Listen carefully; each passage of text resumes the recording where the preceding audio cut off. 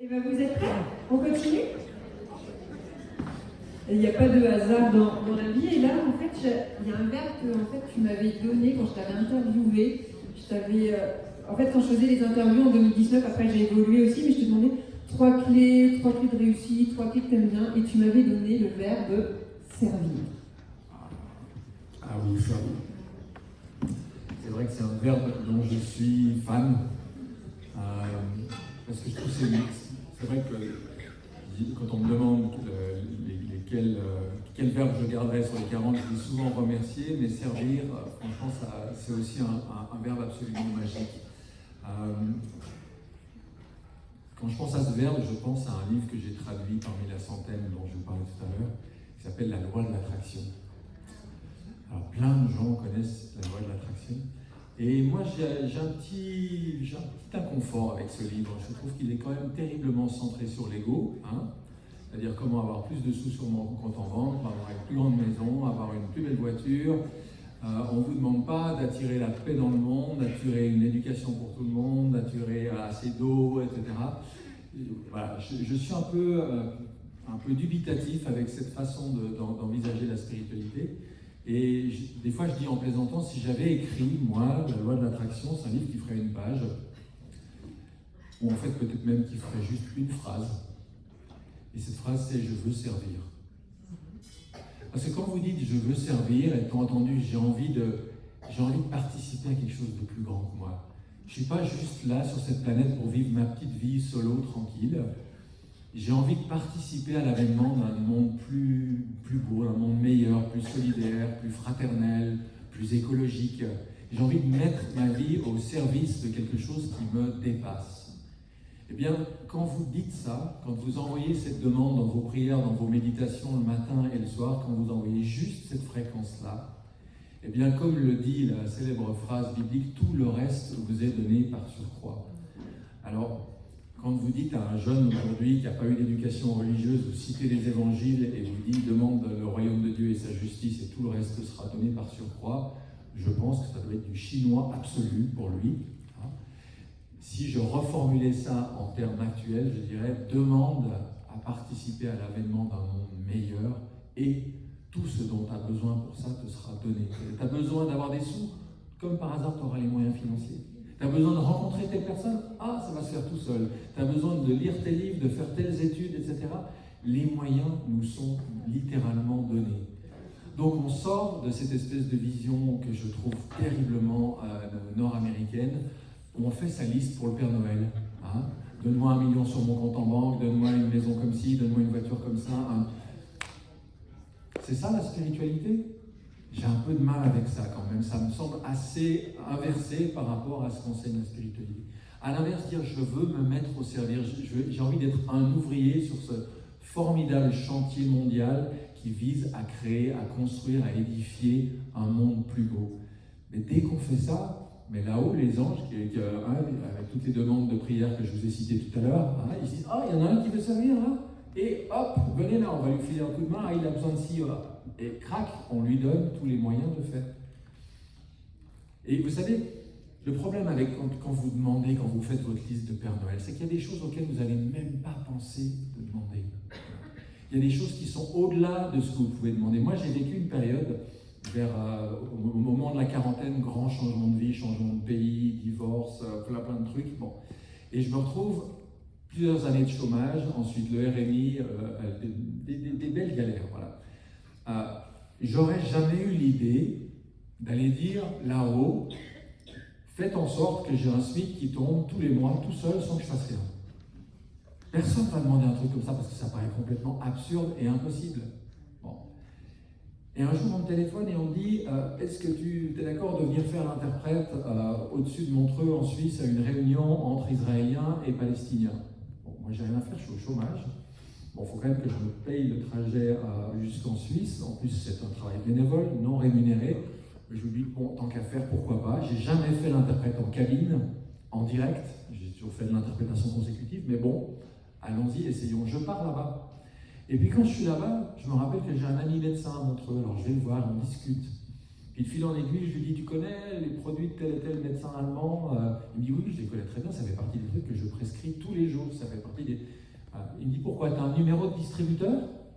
Alors c'est des produits qu'on ne trouvait ni en pharmacie, ni dans les magasins diététiques, c'était un circuit de distribution.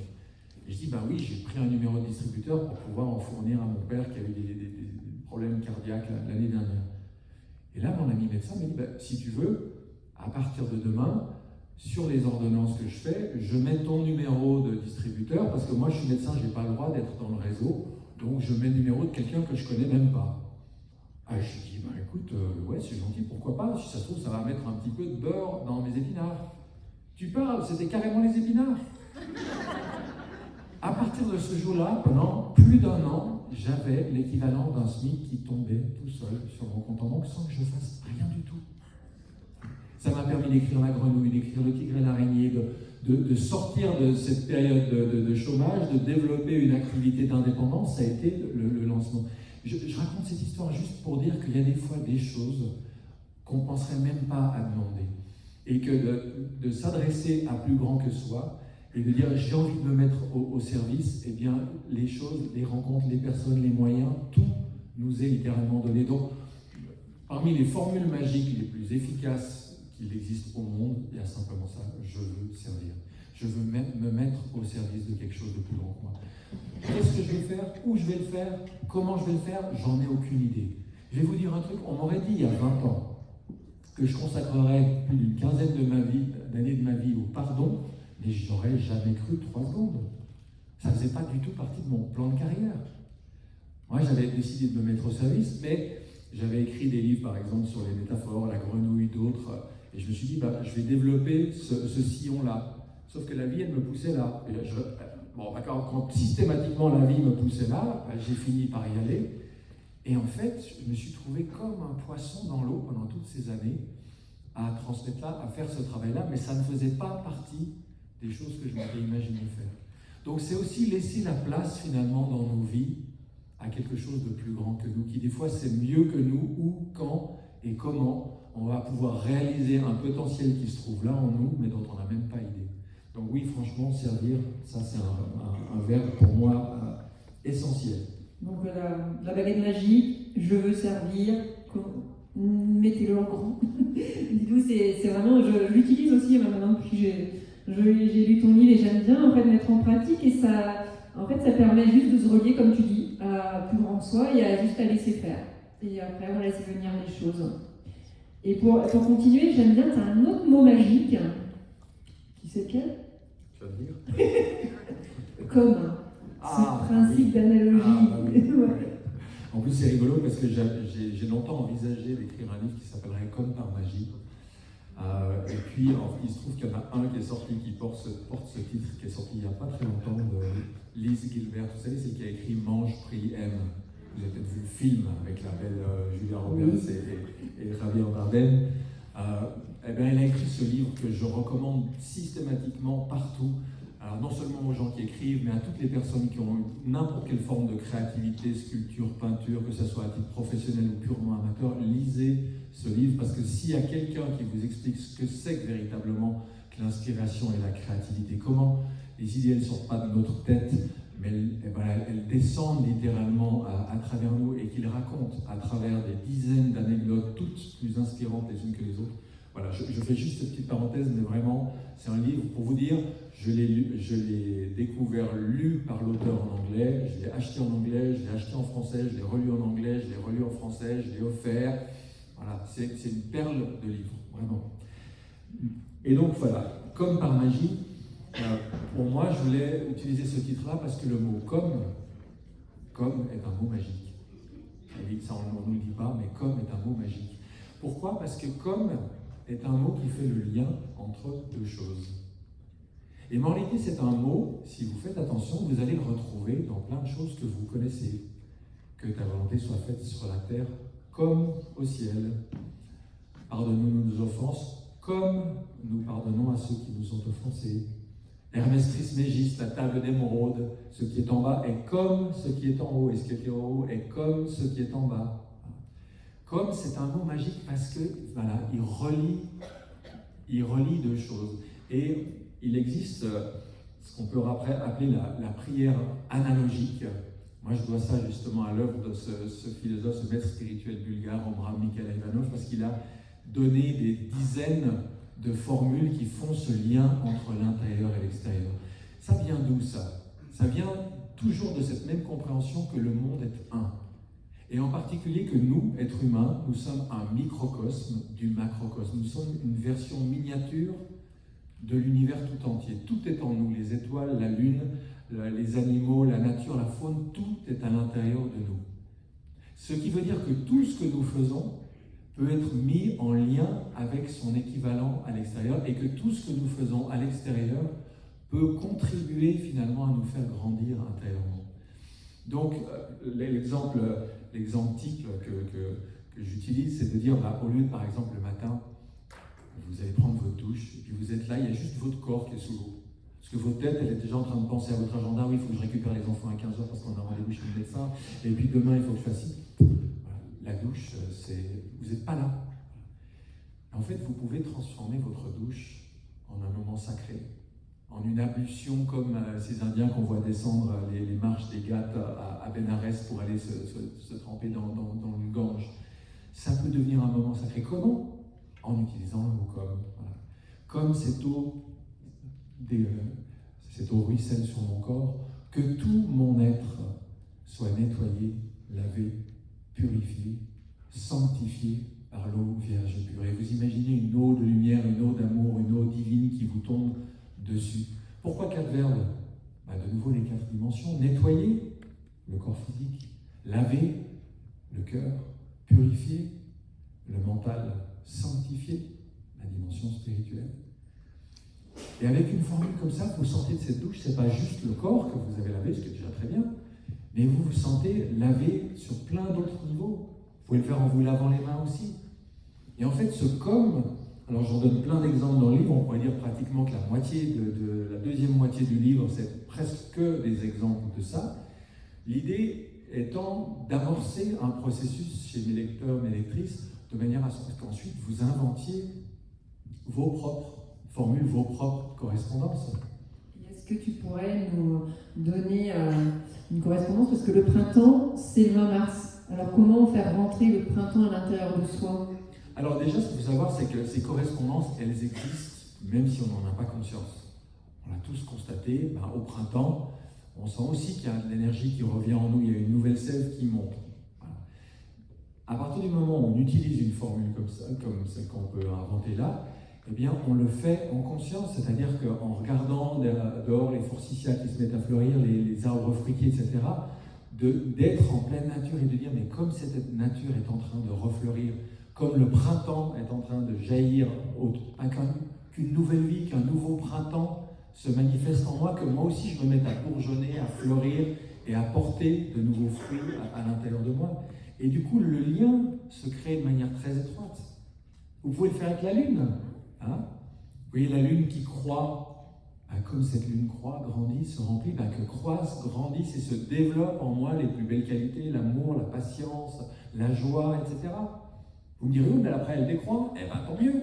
Il n'y a pas des choses en moi qui ont besoin de décroître aussi, des faiblesses, des trucs qui me posent problème. J'utilise la phase décroissante de la lune pour aller favoriser l'amenuisement, la disparition progressive de choses dont j'ai plus besoin dans ma vie. Et moi, je trouve ça fascinant parce que on vit dans une époque où l'utilisation abusive du mental, il faut bien voir une chose, l'école, c'est mental, mental, mental. 2 heures d'éducation physique, le cœur, que dalle. Le mental, c'est un outil analytique. On analyse avec le mental. Mais l'analyse, elle sépare, elle divise, elle morcelle, elle fragmente. Et on a une société qui se fragmente de partout parce que l'utilisation abusive du mental amène ça. Il manque les qualités du cœur, il manque les qualités de l'âme. Donc, recréer du lien, c'est œuvrer à réunir tout ce que le mental fragmente, à se rendre compte qu'on n'est pas des individus isolés, coupés les uns des autres, on est liés les uns aux autres, on est liés à la nature, on est liés au cosmos. Et ce n'est pas juste une considération abstraite, intellectuelle comme ça, on active ces liens de façon magique en mettant son être en correspondance et en relation avec ce qui se passe dans le cosmos à ce moment-là. Il y a tellement d'entre nous qui ramons systématiquement à contre-courant. On sème alors que c'est la période des récoltes. On veut récolter alors que c'est la période des semailles. On est toujours complètement décalé, puis on dit oh, alors on peste parce qu'on a l'impression que l'univers est contre nous. Mais non mon gars, t'es juste complètement asynchrone. T'es pas calé sur les saisons, t'es pas calé sur le cosmos. On m'a posé une question pendant la pause sur l'astrologie. Pourquoi l'astrologie me passionne depuis aussi presque 40 ans? Mais parce que c'est aussi une science des liens et des correspondances. C'est de se rendre compte que ce que nous vivons individuellement et collectivement, et même la planète entière, n'est pas coupé et séparé de ce qui se passe dans le ciel. On le sait depuis des centaines et des milliers d'années sur les 5 continents. On se rappellera un jour dans l'histoire d'une période bizarre dans l'humanité où on avait oublié, perdu ce savoir-là, mais vous verrez qu'un jour on va le retrouver. On va retrouver nos liens avec le cosmos et on va travailler avec la nature, avec le ciel, avec toute chose. Profitez d'être porté. Vous vivez pas loin de la mer, un surfeur il travaille avec la vague, il ne reste pas là à se la prendre sur la figure. Il sort sa planche, et il fait un super beau trajet. On est invité à surfer la vie, à surfer. Et finalement, ce qu'il y a de magique là-dedans, c'est qu'on se rend compte que, quelles que soient les conditions, on peut en faire quelque chose. Un bon skipper, il part de Brest pour aller à New York. Tous les vents, il saura les utiliser pour avancer, tailler la route. Même s'il y a du calme plat, il fera encore le meilleur usage. Et c'est lui qui va gagner la régate. Le mauvais skipper, il va déchirer son psy, il va casser sa baume, il va peut-être démater ou carrément couler. Et pourtant, c'est la même météo. Eh bien, nous, on a la même météo, on a la même nature, on a le même ciel autour de nous. Et le choix qui nous est donné, c'est est-ce que je travaille avec la nature, avec la vie, avec les étoiles, avec le cosmos, ou est-ce que je vis ma petite vie tout seul dans mon coin, et après, je ne comprends pas pourquoi, systématiquement, je me prends des baffes, et la vie me montre que je ne suis pas aligné, je ne suis pas en phase. Tout ça pour, voilà, autour tu me poses une question, et ben je pars sur des grandes élancées, comme ça je ne m'arrête plus. On adore, vous aussi. Non, on peut rester des heures à t'écouter. Hein. Oh, vous n'êtes pas pressé. Et vous savez, ce qui est incroyable, c'est que je deviens traducteur du haut de mes 22 ans, je suis un autodidacte, je n'ai pas de diplôme, j'ai rien du tout. Et quelqu'un me fait confiance et m'offre un premier livre à traduire. Le premier livre, c'était le 4e tome des Évangiles esséniens de la paix, d'Edmond Bordeaux-Séquélu. Et ce livre a été traduit en français aux éditions Soleil, sous le titre « Vivre en harmonie avec l'univers ». Et je ne peux pas m'empêcher de voir un clin d'œil cosmique. Ma première traduction s'appelle « Vivre en harmonie avec l'univers ». Et au fond de moi, je sens vraiment quelque chose qui systématiquement cherche comment vivre en harmonie avec ce monde. On est une cellule d'un organisme collectif incroyable qu'est cette planète, une cellule de cette humanité. Et voilà, comment est-ce qu'on s'intègre à ça? Moi, en tout cas, je sens que c'est quelque chose qui profondément m'habite, l'envie de vivre en harmonie avec le monde dans lequel je me trouve. C'est beau. Non, ça résume bien. Et donc, pour continuer, j'ai envie de te dire que, tu vois, on a parlé du mental, et maintenant, c'est de dire que notre corps, c'est aussi notre allié, et que, eh bien, on peut, tous les gestes du quotidien, eh bien, tous ces corvées un petit peu qu'on a, ben, si on y met un petit peu plus de sens, eh bien, vous allez prendre plus de joie à le faire. Alors, qu'est-ce que tu aurais envie de nous dire sur vraiment ce corps, voilà, qui est notre allié, ou comme manger, parler, respirer, comment on peut y mettre encore un peu plus de sens? En y mettant de la conscience, c'est-à-dire je pense que souvent on ne se rend pas compte à quel point les choses ont du sens. Nous, on a l'idée de se dire, ok, je vais vite me débarrasser des corvées, je fais vite le ménage, je file un coup de poussière, je fais je sais pas quoi, et puis vite, je vais pouvoir aller faire mon yoga, je vais pouvoir aller faire ma méditation, je vais pouvoir aller faire quelque chose de super cosmique, sacré, spirituel, etc. C'est comme si la spiritualité, c'était un truc qui se vit à côté, en dehors, et pas du tout. Tout ce qu'on fait, si on le fait en conscience, si on l'utilise comme un vecteur, un véhicule pour vivre notre spiritualité, ça se transforme. On fait le ménage. Bon, heureusement qu'on fait le ménage. Vous imaginez comment ça serait chez nous si jamais on passait l'aspirateur, jamais un coup de serpillière, jamais un coup de torchon, ça serait la catastrophe. Donc, de se dire, comme je suis en train de faire le ménage là, chez moi, qu'à l'intérieur de moi aussi, ce qui est poussiéreux, ce qui a besoin d'être lavé, ce qui a besoin d'être rincé à grande eau, soit rincé et lavé. Et donc le soin et l'attention et la présence et la conscience que je mets dans le fait d'avoir un intérieur qui est beau, qui est propre, qui est agréable, ben je sens que ça se répercute en moi. Quand je fais la vaisselle, comme je lave ce verre, cette assiette, et que mon cœur soit lavé de ses soucis, de ses peines, de ses chagrins, de ce qui m'empêche d'être pleinement épanoui et dans la joie. Peut-être certains d'entre vous avez un jardin. Des fois, on va débroussailler, on va arracher des mauvaises herbes. Vous qu'il n'y en a pas en nous, des mauvaises herbes, des trucs qui poussent un peu partout, qui auraient besoin d'être déterrés.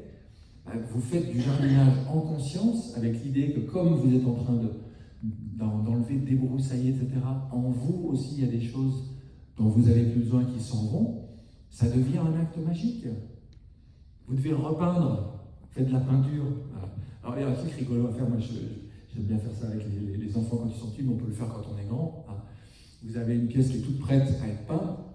Avant de la peindre, vous prenez un crayon, hein, vous en donnez au gamin et vous écrivez des tas de mots, amour, joie, lumière, des phrases qui vous inspirent. Vous en écrivez partout, sur tous les murs, avant de peindre. Et il n'y a que vous qui saurez ce qu'il y a derrière cette peinture, mais vous avez laissé une empreinte, vous avez laissé un message, vous avez laissé une trace dans vos murs. Et puis quand vous passez de la peinture sur vos murs, vous pouvez juste passer de la peinture en pensant à autre chose, puis vivement que ça soit terminé, puis que je sorte en boîte. Ou vous pouvez dire, mais je passe de la lumière, je passe de l'amour, je passe de l'harmonie, j'ai envie que ces murs soient recouverts de quelque chose de beau, de lumineux, ce qui fait que les gens ils rentreront dans cette pièce et ils se sentiront bien. Alors ils diront, mais c'est peut-être parce qu'il y a des jolies peintures, il y a peut-être les collages de Karine qui sont là, mais il y a peut-être simplement le fait que vous avez imprégné les murs de cette pièce de votre énergie, de votre amour, du meilleur de vous-même. On ne se rend pas compte que tout peut être fait avec magie. Vous savez, il y a des gens qui ont un tel niveau de clairvoyance, de sensibilité. Je pense par exemple à une grande clairvoyante qui avait autrefois en Bulgarie, Vanda, elle s'appelait. Elle était aveugle en plus, cette femme. Et avant de vous parler, elle demandait que vous ayez tenu un morceau de sucre dans la main pendant 1 ou 2 minutes, puis vous le donniez dans sa main, et là, elle vous racontait toute votre vie, en détail, et de façon absolument incroyable. Voilà. Ça veut dire quoi? Ça veut dire que le fait de toucher un objet, on y laisse certaines traces. On le sent des fois, on hérite d'une bague ou d'un bijou, puis on n'a pas envie de le porter, on a l'impression que ça nous met des trucs qui ne sont pas agréables. On ne se rend pas compte à quel point nous sommes des êtres vivants et que tout ce que nous touchons, ce que nous regardons, il y a un peu de nous qui s'imprime par le regard, qui s'imprime par le toucher, qui s'imprime par la présence. Donc à un moment, on peut se dire, puisque tout ce que je dis, ma parole, puisque mon regard, le regard que je pose sur les choses, ma présence en ce monde a une influence, et si je décidais de devenir un ambassadeur ou une ambassadrice de ce qu'il y a de plus grand, de plus lumineux, de plus divin, que partout où je sois, je laisse une trace. Vous savez, dans mon livre, je vois qu'il y en a plus là, Le don du pardon, en plus c'est marrant, dans l'édition originale de 2010, il y avait une prière que j'avais mise, elle est tombée par les hasards de la mise en page, à la page 109, comme un sang neuf qui circule dans mes veines. Hein? C'est joli, non? Voilà. Cette prière, elle est très courte, c'est un ami qui me l'avait donnée. C'est juste 6 phrases, 6 courtes lignes. Par certains côtés, elle rappelle un petit peu la prière de Saint François, pour ceux qui la connaissent. Seigneur, fais de moi un instrument de ta paix. Donc cette prière-là, elle dit ceci. Là où se pose mon regard, que l'espoir renaisse et que la conscience s'établisse. Là où porte ma voix, que refleurissent l'amour et la sagesse. Là où je pose la main, que recircule la vie abondante et généreuse. Là où je passe, bravo, merci. Là où je passe, que le bonheur afflue. Là où je siège, que la vérité transparaisse. Là où je demeure, que la lumière soit. Voilà, c'est juste 6 phrases. Vous saviez le nombre de fois où le matin, en emmenant mes enfants à l'école, je sortais de chez moi et voilà, je récitais intérieurement ces 6 phrases. On ne peut pas y penser toute la journée, il y a des mails, il y a des téléphones, il y a 1000 choses à s'occuper. Mais si vous mettez cette intention-là en début de journée, j'ai envie que ma présence en ce monde, mes paroles, mes regards, mes gestes, apportent quelque chose de lumineux. Même si vous ne le voyez pas, c'est comme si vous devenez une antenne relais du divin, vous devenez une antenne relais d'un monde de lumière qui passe à travers vous et qui à travers vous fait du bien autour de vous. C'est beau, je suis sans voix. Vous C'est aussi. pas le but, hein. Non, c'est vraiment, en fait, c'est tellement concret ce que tu nous donnes et c'est vraiment toujours de vous inspirer et puis voilà, de commencer sa journée. Après, vous allez faire vos propres formules, hein, c'est ça la baguette magique, hein, magicien du quotidien. Mais là, c'est de vous donner l'élan et que vous repartiez après avec ces formules qui vous font du bien. Alors, moi, j'ai testé se couper les cheveux. Ah oui, ça, c'est rigolo parce que la maman de mes 2 plus jeunes garçons est coiffeuse. Et franchement, si on vous demande de citer un verbe spirituel, se couper les cheveux, c'est pas le premier que vous allez sortir. D'accord ? Mais toujours dans l'idée que tout peut être fait en conscience, eh bien, il se trouve qu'elle elle s'était formée avec un coiffeur réputé à Paris qui coiffait avec les vieux coupe-choux, les vieux rasoirs de nos grands-pères, et qui faisait vraiment un travail en conscience sur le cheveu. Et je me suis rendu compte que quand on coupe les cheveux comme ça, alors d'une part, elle travaille comme ça, mais quand soi-même, on va chez le coiffeur, pas juste pour se débarrasser de cheveux, mais qu'à travers le cheveu, on a envie de laisser de vieilles pensées, de vieilles choses dont on veut se débarrasser, ben, croyez-moi, vous ressortez du coiffeur derrière, vous avez laissé bien plus qu'une partie de votre tignasse. Donc ça, c'est quelque chose qu'on peut faire. Alors, il y a certains coiffeurs et coiffeuses qui travaillent comme ça, il n'y en a peut-être pas des milliers, des cents, mais même si votre coiffeur ou votre coiffeuse n'a pas cette conscience-là, si vous allez chez votre coiffeur avec cette conscience-là, eh bien, vous allez voir qu'il y a une belle transformation qui peut se faire à cette occasion. Il y en a certains qui vont même jusqu'à récupérer leurs cheveux dans une feuille de papier journal, puis ensuite à le brûler en conscience pour confier à l'ange du feu ce dont ils veulent se débarrasser. Donc j'ai testé pour vous. Et en fait, vous avez peut-être que vous faites inconsciemment, c'est-à-dire que quand vous sortez de chez le coiffeur, eh bien, vous sentez que vous avez l'esprit peut-être un petit peu plus dégagé, ça fait du bien. Moi, ça me le fait déjà à chaque fois. Donc là, je me suis dit, allez, je vais expérimenter. Et bon, c'était pas très, très facile parce que la coiffeuse n'arrête pas de me parler. Des fois, genre, zut, aujourd'hui j'ai envie d'être à l'intérieur, mais arrête pas de me parler, c'est pas grave, tout va bien. Donc j'ai testé, mais c'était aussi que, voilà, quand je voyais qu'elle coupait, je me disais, je coupe avec le passé. Voilà, et en fait, quand je suis sortie, effectivement, eh bien, je me sentais encore plus légère que les autres fois où je le faisais sans mettre cette conscience. Donc, et tester, essayer, puis vous verrez ce que ça fait. Mais c'était une belle expérience. Donc, merci pour l'avoir mis ce verre parce que vous voyez, c'est de vraiment tester des choses simples, hein, c'est-à-dire rien changer. Hein, on va chez le coiffeur, on doit y aller, on va se couper les cheveux. Mais tout changer, c'est-à-dire que si vous mettez votre conscience, si vous mettez cette intention, eh bien la magie elle peut opérer et voir en fait des transformations, chacun à son rythme et en fonction de ses besoins et de ses envies. Oui, et puis si vous lisez la littérature spirituelle, on lit pas mal de choses quand même sur les cheveux. Alors bien sûr, on connaît tous l'histoire de Samson et Dalila, mais je pense par exemple à l'autobiographie d'un yogi, de Paramahansa Yogananda, où il parle de cheveux comme d'antennes. On sait qu'il y a des gens qui ont subi par exemple des chocs émotionnels et qui ont eu les cheveux blancs en une nuit. On ne se rend pas compte à quel point notre corps est vivant.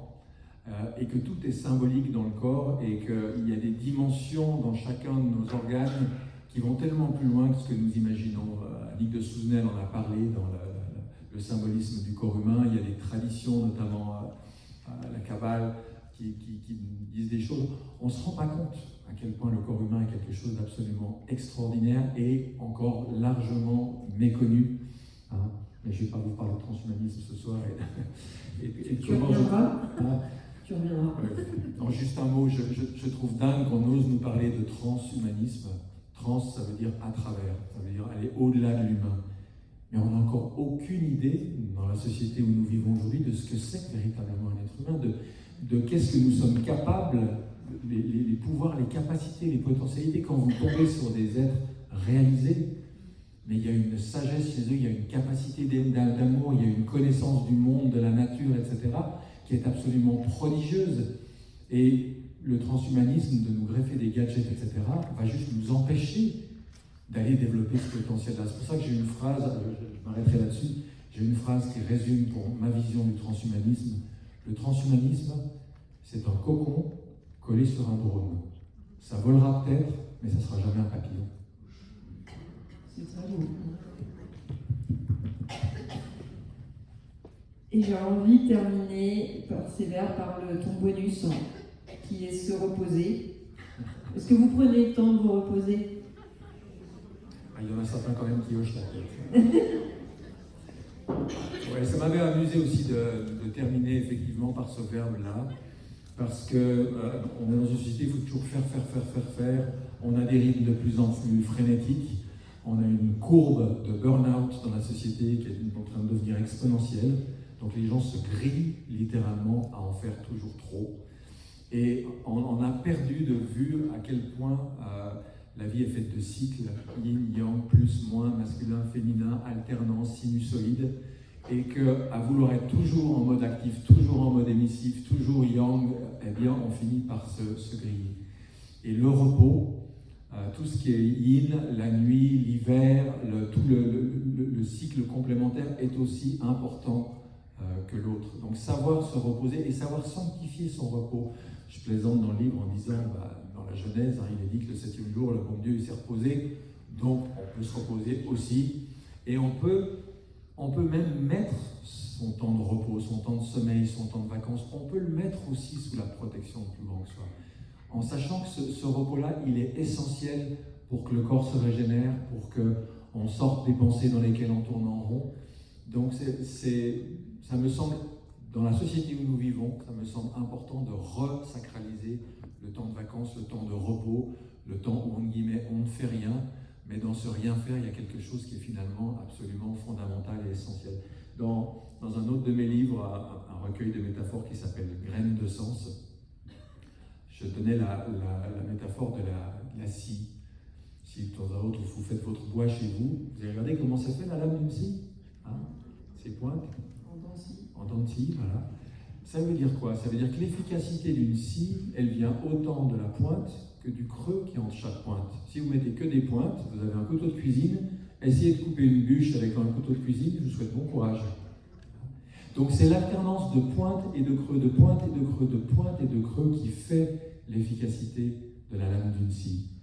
Je peux vous donner une autre image qui est assez parlante. Quand j'étais gamin, les vélos, ils avaient des lampes qui éclairaient constamment. Aujourd'hui, on voit de plus en plus de vélos et de joggers porter des lampes qui clignotent. Paradoxalement, une lampe qui clignote se voit beaucoup mieux qu'une lampe constante. Pourtant, elle est allumée 2 fois moins souvent, puisqu'elle s'allume, elle s'éteint, elle s'allume, elle s'éteint. Donc le fait qu'elle s'éteigne donne finalement encore plus de puissance au moment où elle est allumée. Donc le clignement est plus fort.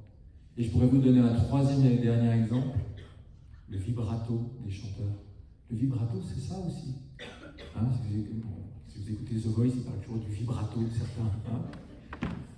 Le vibrato, il permet quand même à un chanteur ou à une cantatrice d'opéra d'avoir une voix qui peut rivaliser avec 80 musiciens. C'est pas rien. Vous imaginez la puissance, elle vient du vibrato. C'est pas une note constante.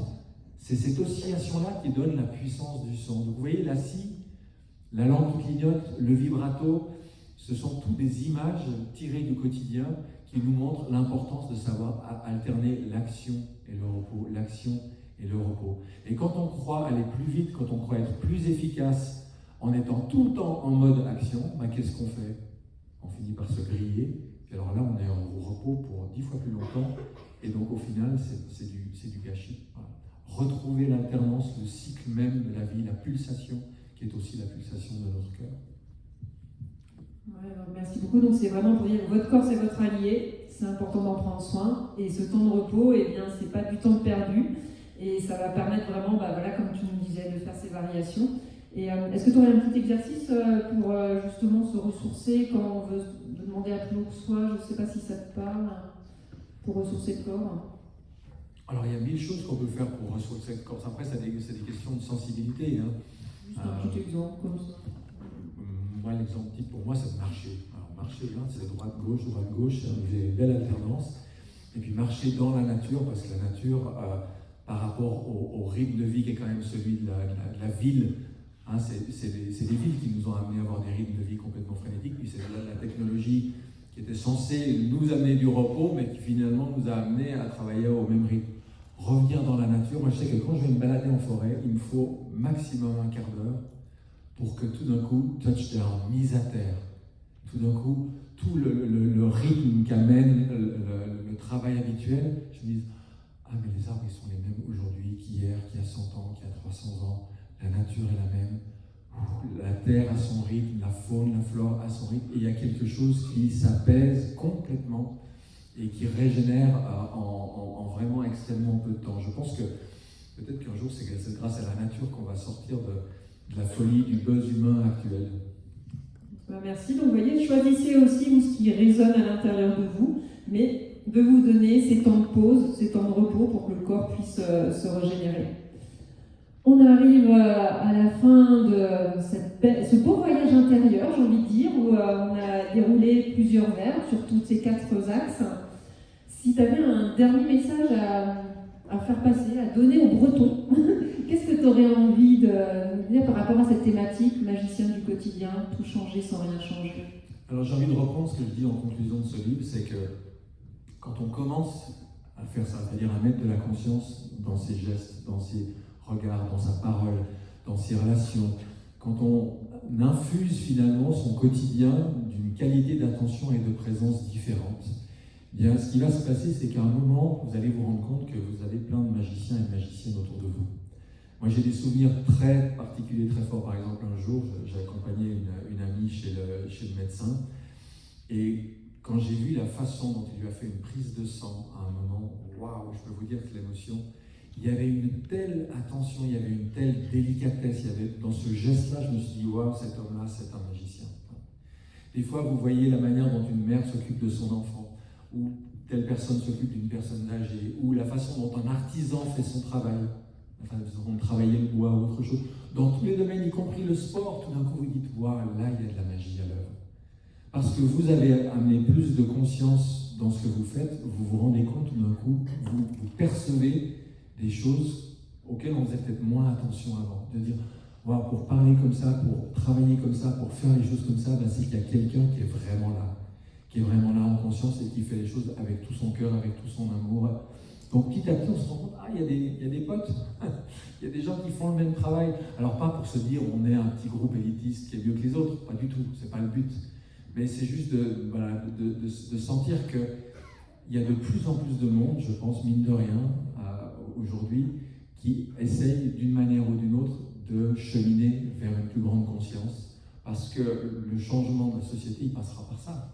Il passera par le fait d'élever individuellement nos vibrations, notre attention, notre présence. Et plus on est nombreux à le faire, et plus ça bénéficiera à d'autres, de la même façon que moi je sais ce que je dois à toutes les personnes que j'ai côtoyées, à certains livres que j'ai lus, à des rencontres déterminantes. On ne se fait pas tout seul. Moi, j'ai une dette très précise à l'égard de gens qui ont semé en moi des graines. Et aujourd'hui, ce que je partage, c'est des fruits de choses qui ont été semées en moi il y a 20, 30, 40 ans.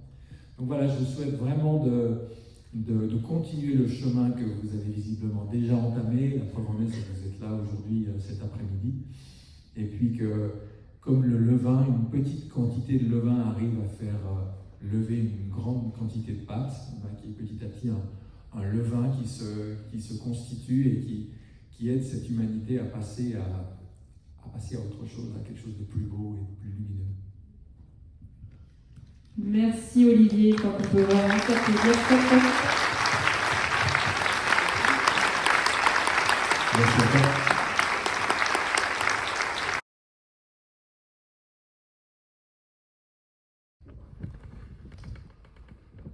Et à commencer par prendre plusieurs respirations profondes.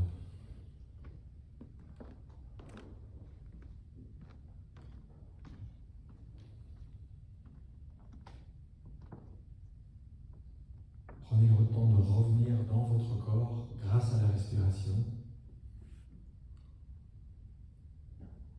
en prenant conscience de vos 2 pieds à même le sol, votre contact avec la terre.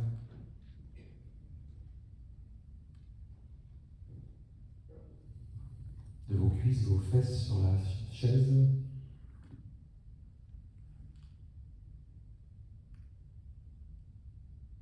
De vos mains peut-être posées sur vos cuisses.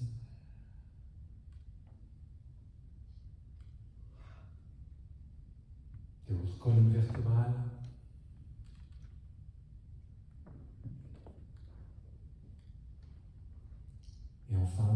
votre tête.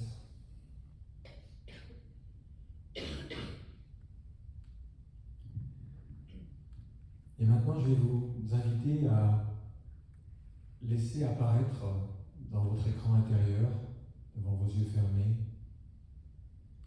le visage d'une personne avec laquelle la situation est difficile, tendue, compliquée. En général, il n'y a pas besoin de chercher loin. Il y a rapidement un visage au moins qui apparaît en premier. Et si vous êtes prêt, si vous êtes prête à lâcher prise de vos griefs, vos rancunes, votre ressentiment, je vous invite à regarder cette personne dans les yeux et simplement lui dire « Je te demande pardon ». De dire ça avec l'intention de lâcher prise. De dire ça avec l'intention que finalement c'est le plus important, d'être traversé par l'amour, que d'avoir raison et de s'enfermer dans son bon droit.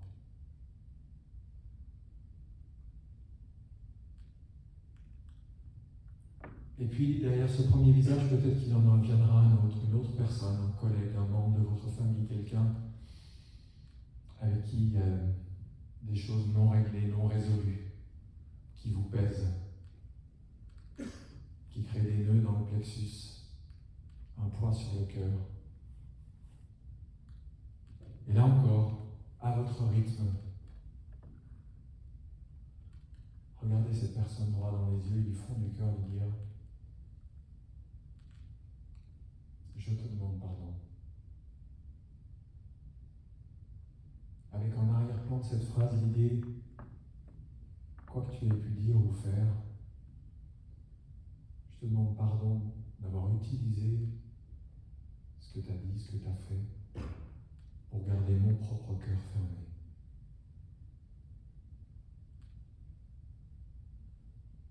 Je lâche prise. Et je vous laisse continuer un petit moment, chacun, chacune à votre rythme. Voyez quels visages apparaissent devant vos yeux.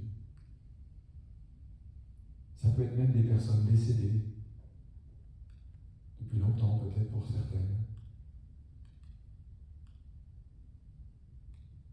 Regardez-les un instant. Et quand vous vous sentez prêt, prête, dites simplement « Je te demande pardon ». Et en disant, sentez ce qui se passe en vous, dans votre corps, dans vos muscles peut-être, dans votre cœur ou votre plexus solaire.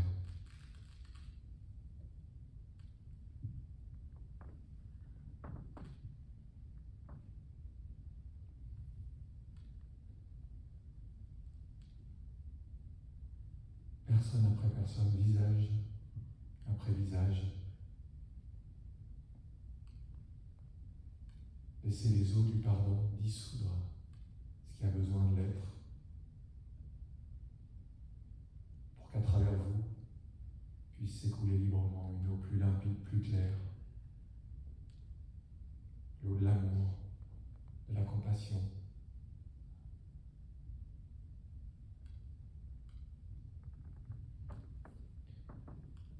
Et puis je vais vous inviter maintenant, deuxième étape, à faire la même chose, mais avec tous nos boucs émissaires, avec tous ceux et celles dans le monde que nous rendons responsables de l'état de la planète.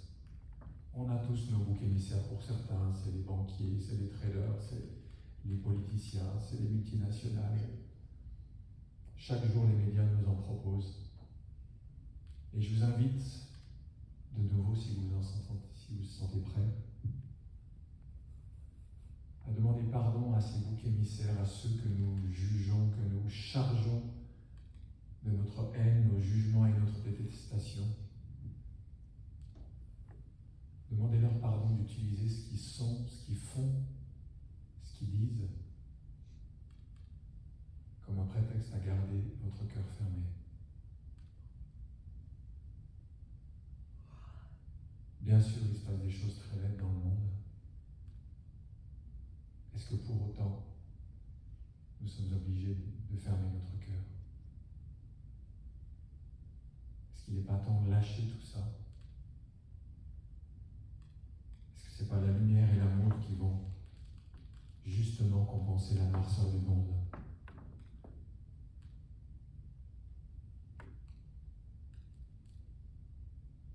Trouvez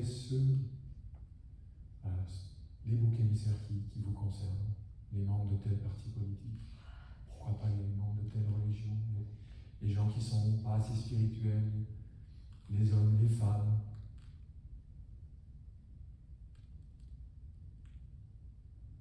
Et faites œuvre de pardon en disant simplement: je vous demande pardon. Je lâche. Je veux plus de cette tension, de ces nœuds dans ma vie. Je m'ouvre à la vie, je m'ouvre à l'amour.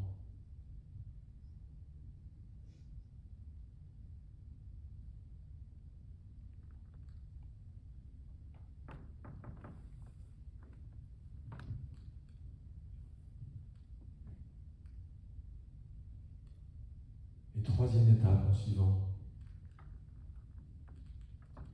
je vous invite à demander pardon à ce qui, dans votre vie, représente le plus grand que soi. Pour certains, ça peut être Dieu. Pour d'autres, ça peut être la nature, la vie, la source, l'univers, le plus grand que soi. Parce que paradoxalement, même ce qu'il y a de plus grand et de plus sacré,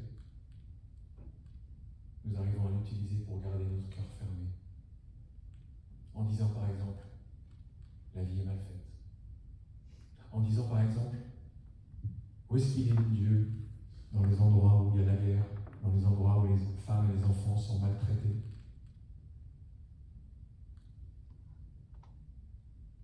Qu'est-ce que ça fait de demander pardon à la vie pour les jugements que nous avons sur elle?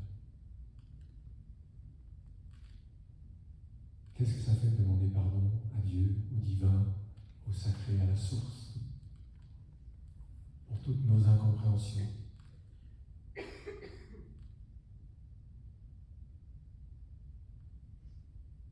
Et tant qu'on y est, qu'est-ce que ça fait de demander pardon à la nature, aux arbres, à la faune, à la flore, à la mer, aux océans, pour tout ce que l'humanité fait sur cette planète? Et si là aussi nous faisions œuvre de pardon et de réconciliation avec le monde, la nature, le vivant, le sacré, le divin,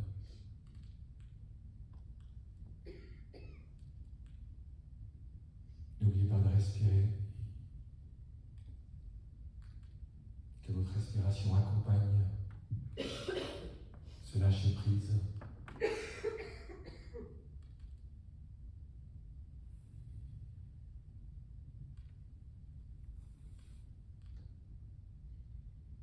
Sentez ce qui se passe dans votre corps à mesure que vous lâchez, que vous pardonnez.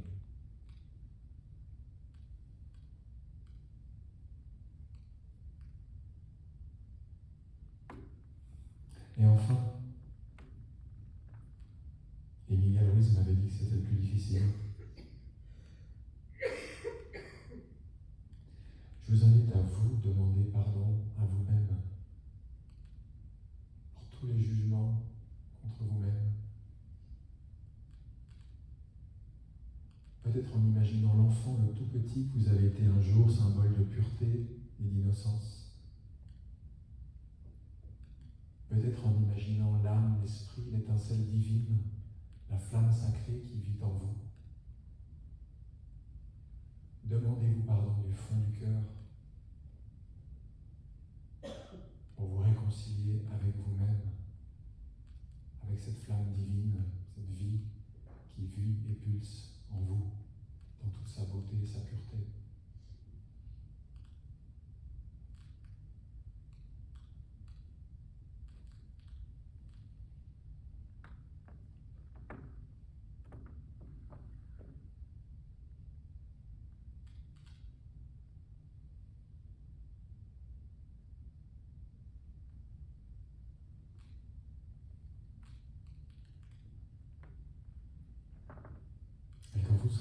vous serez prête, je vais vous inviter à faire encore une ou deux profondes respirations.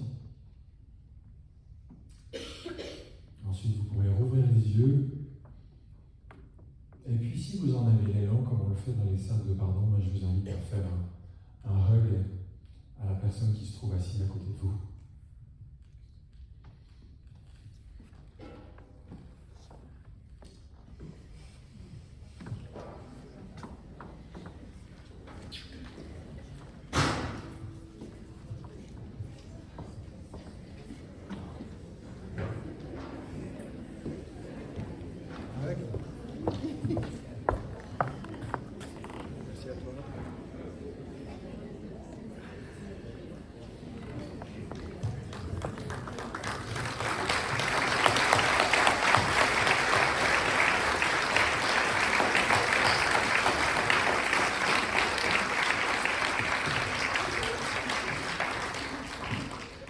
Merci beaucoup pour cette belle expérience.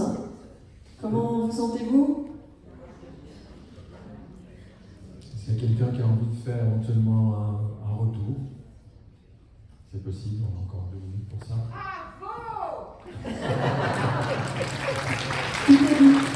Merci.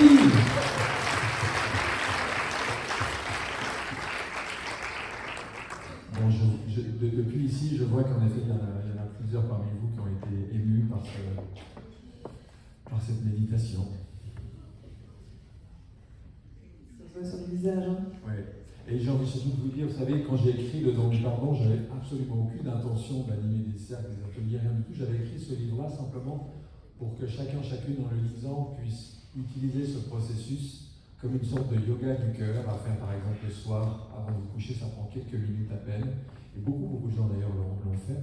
Donc si ce qu'on a fait ensemble aujourd'hui vous a touché, vous a plu, c'est quelque chose que vous pouvez refaire chez vous, ou vous pouvez aller sur le site cercledepardon.fr, trouver où est-ce qu'il y en a un proche de chez vous, puis vivre ça une fois en petit groupe, en cercle. C'est encore une autre expérience quand on le vit les yeux dans les yeux avec d'autres personnes.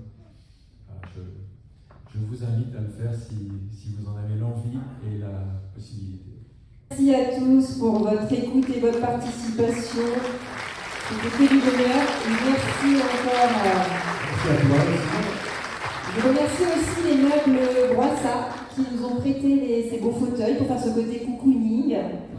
Et encore merci à l'association Doin Qigong, à mon papa et à ma maman qui sont présents. Merci. Merci beaucoup. Merci à vous.